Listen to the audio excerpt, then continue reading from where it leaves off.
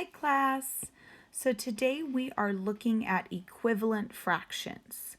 Equivalent fractions are fractions with different numbers representing the same part of a whole. Go ahead and write that down. Okay, so equivalent fractions are fractions with different numbers representing the same part of a whole. So this right here is a whole, okay? Let's start with the bottom. The bottom number tells us how many parts it's divided into. So we are going to divide it into two parts. Okay, so the top one is part 1, the bottom one's part 2. The top number tells us how many parts are shaded in. And this says one part is shaded in. So this top part, one part is shaded in. So 1 out of 2 parts, right, 2 altogether, one of them shaded in. This one is going to 2/4. It's the same whole, but now we have it divided into 4 parts. So we have it divided into 4 parts. 1, 2, 3, 4. And we're saying that 2, keep using that instead of this, parts are shaded. 1 part is shaded, 2 parts are shaded, right? So this 1/2 is equal to 2/4, right? They are the same parts of the whole. Let's look at another example. This one is divided into 4 parts. And so, you know, it could be divided differently. So here's 4 parts. 1, 2, 3, 4. And one of them is filled in. Okay. This one is divided into 16 parts. So we're going to go this way and then this way. So now we have 1, 2, 3, 4, 5, 6, 7, 8. Oops. 9, 10, 11, 12, 13, 15, 16 parts. Okay. So same whole, but now divided into 16 parts, and 4 of them are going to be shaded in. 1, 2, 3, 4. It's the same. These two are the same. It's just the number of parts are increased, but the same amount is shaded. We could divide this one by 4.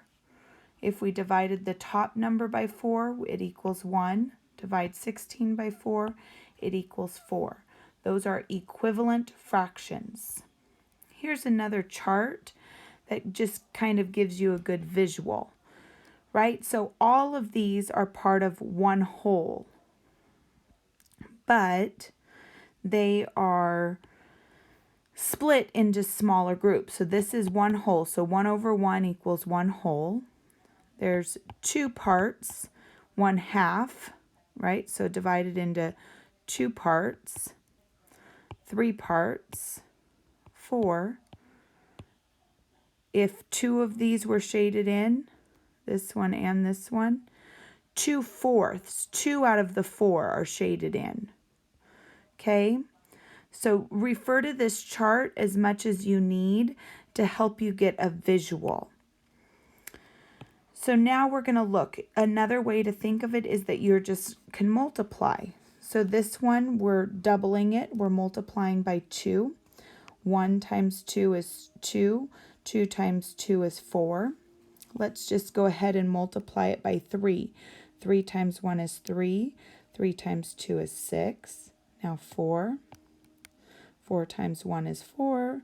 4 times 2 is 8. 5. 10, 6, 12, 7, 14. All of these, 1/2, 2/4, 3/6, 4/8, 5/10, 6/12, 7/14 are all equal. They are equivalent. So let's do this one.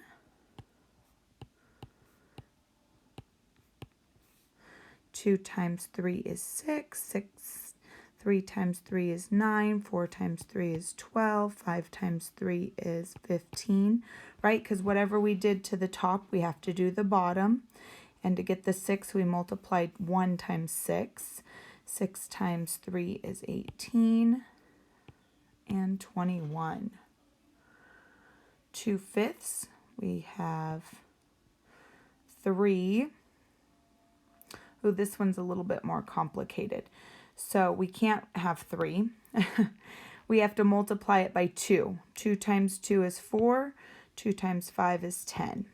Now we can multiply it by 3. 3 times 2 is 6. 3 times 5 is 15. 4 times 2 is 8. 4 times 5 is 20. And you can kind of see the pattern here, right? 2, 4, 6, 8, 10, 12, 14. And then look at 5, 10, 15, 20, 25, 30, 35. 7 times 2 is 14. 5 times 7 is 35. They are all equivalent fractions. So go ahead and tell me, pause the video and tell me, name an equivalent fraction for these next two. Okay, I got 8/10 for the first one and 6/10 for the second one. You could have chose to multiply them both by 10. So then you could have had 40 over 50. That's also an equivalent fraction. You could have 60 over 50. Oh, that's not quite what I was going for. You could, but I was going by multiplying the original one by 10, so it would be 30 over 50. Okay? Both of these are equivalent fraction. There's a lot of different choices to make them equivalent. So go ahead and practice some equivalent fractions on your worksheet assignment.